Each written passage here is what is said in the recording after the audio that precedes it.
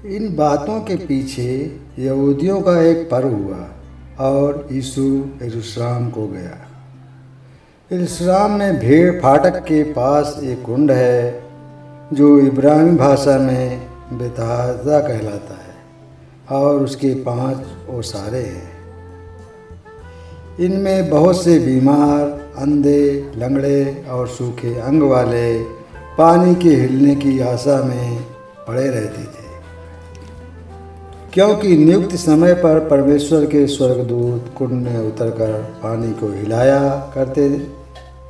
पानी हिलते ही जो कोई पहले उतरता वह चंगा हो जाता था, चाहे उसकी कोई बीमारी क्यों ना हो। वहाँ एक मनुष्य था जो 38 वर्ष से बीमारी में पड़ा था। यीशु ने उसे पड़ा हुआ देखकर और जानकर कि वह बहुत दिनों से इस दशा में पड़ा है, उससे पूछा, क्या तू चंगा होना चाहता है? उस बीमार ने उसको उत्तर दिया कि हे प्रभु, मेरे पास कोई मनुष्य नहीं है कि जब पानी हिलाया जाए तो मुझे कुंड में उतारे, परंतु मेरे पहुँचते पहुँचते दूसरा मुझसे पहले उतर पड़ता है।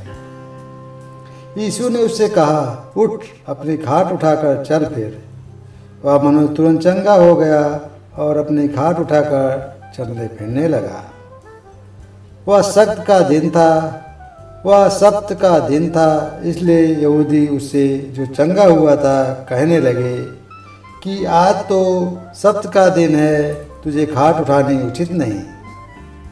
उसने उन्हें उत्तर दिया कि जिसने मुझे चंगा किया उसी ने मुझसे कहा, अपनी खाट उठाकर चल फिर।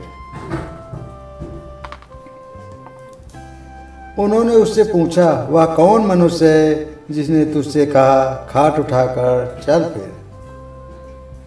परंतु जो चंगा हो गया था वह नहीं जानता था वह कौन है, क्योंकि उस जगह में भीड़ होने के कारण यीशु वहां से हट गया था।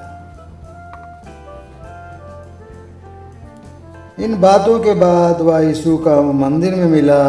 तब उसने उससे कहा, देख, तू तो चंगा हो गया, फिर से पाप मत करना, ऐसा ना हो कि इससे कोई भारी विपत्ति तुझ पर आ पड़े।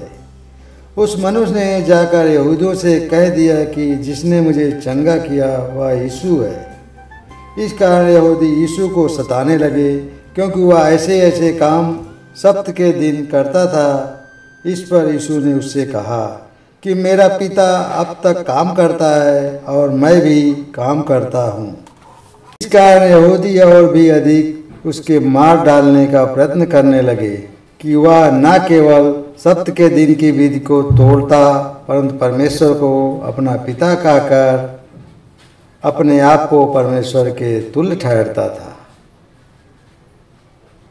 इस पर यीशु ने उससे कहा, मैं तुझसे सच सच कहता हूँ, पुत्र आपसे कुछ नहीं कर सकता, केवल वह तो जो पिता को करते देखता है, क्योंकि जिन जिन कामों को वह करता है उन्हें पुत्र भी उसी रीत से करता है, क्योंकि पिता पुत्र से प्रीति रखता है और जो को काम वह आप करता है वह सब उसे दिखाता है, और वह इनसे भी बड़े बड़े काम उसे दिखाएगा, ताकि तुम अचंभा करो। क्योंकि जैसा पिता मरे हुओं को उठाता है और जिलाता है, वैसा ही पुत्र भी जिन्हें चाहता है उसे जिलाता है। और पिता किसी का न्याय भी नहीं करता, परंतु न्याय करने का सब काम पुत्र को सौंप दिया है, इसलिए कि सब लोग जैसा पिता का आदर करते हैं वैसे ही पुत्र को भी आदर करें। जो पुत्र का आदर नहीं करता वह पिता को जिसने उसे भेजा है आदर नहीं करता। मैं तुमसे सच सच कहता हूँ, जो मेरा वचन सुनकर मेरे भेजने वाले की प्रतीत करता है, अनंत जीवन उसका है और उस पर दंड की आज्ञा नहीं होती, परंतु वह मृत्यु से पार होकर जीवन में प्रवेश कर चुका है। मैं तुमसे सच सच कहता हूँ, वह समय आता है और अब है जिसमें मृतक परमेश्वर के पुत्र का शब्द सुनेंगे, और जो सुनेंगे वो जिएंगे, क्योंकि जिस रीत से पिता अपने आप में जीवन रखता है उसी रीत से उसने पुत्र को भी याद कर दिया है कि अपने आप में जीवन रखे। वह उसे न्याय करने का भी अधिकार दिया, इसलिए कि वह मनुष्य का पुत्र है। इससे अचंभा मत करना, क्योंकि वह समय आता है कि जिसने कब्रों में उसका शब्द सुनकर निकलेंगे। जिन्होंने भलाई की है वे जीवन के पुनरुत्थान के लिए भी जी उठेंगे, और जिन्होंने बुराई की है वे धन के पुनरुत्थान के लिए जी उठेंगे। मैं अपने आप से कुछ नहीं कर सकता, जैसा सुनता हूँ वैसा न्याय करता हूँ, और मेरा न्याय सच्चा है, क्योंकि मैं अपनी इच्छा नहीं परंतु अपने भेजने वाले की इच्छा चाहता हूँ।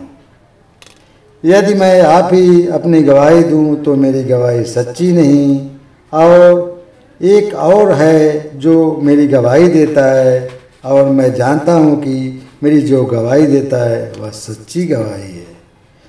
तुमने यूहन्ना से पूछवाया और उसने सच्चाई की गवाही दी है, परंतु मैं अपने विषय में मनुष्य की गवाही नहीं चाहता। तो भी मैं ये बातें इसलिए कहता हूँ कि तुम्हें उद्धार मिले। वह तो जलता और चमकता हुआ दीपक था, और तुम्हें कुछ देर तक उसकी ज्योति में मगन होना अच्छा लगा, परंतु मेरे पास जो गवाही है वह यूहन्ना की गवाही से बड़ी है, क्योंकि जो काम पिता ने मुझे पूरा करने को सौंपा है, अर्थात यही काम जो मैं करता हूँ, वे मेरे गवाह हैं कि पिता ने मुझे भेजा है, और पिता जिससे मुझे भेजा है उसी ने मेरी गवाही दी है। तुमने ना कभी उसका शब्द सुना और ना उसका रूप देखा है, और उसके वचन को मन में स्थिर नहीं रखते, क्योंकि जिसे उसने भेजा उसकी प्रतीत नहीं करते। तुम पवित्र शास्त्र में ढूंढते हो, क्योंकि समझते हो कि उसमें अनंत जीवन तुम्हें मिलता है, और यह वही है जो मेरी गवाही देता है। फिर भी तुम जीवन पाने के लिए मेरे पास आना नहीं चाहते। मैं मनुष्यों से आदर नहीं चाहता, परंतु मैं तुम्हें जानता हूँ कि तुम में परमेश्वर का प्रेम नहीं।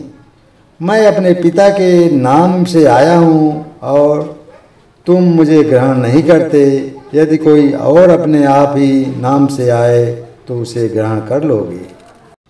तुम जो एक दूसरे से आदर चाहते हो, और वह आदर जो अद्वैत परमेश्वर की ओर से है नहीं चाहते, किस प्रकार विश्वास कर सकते हो?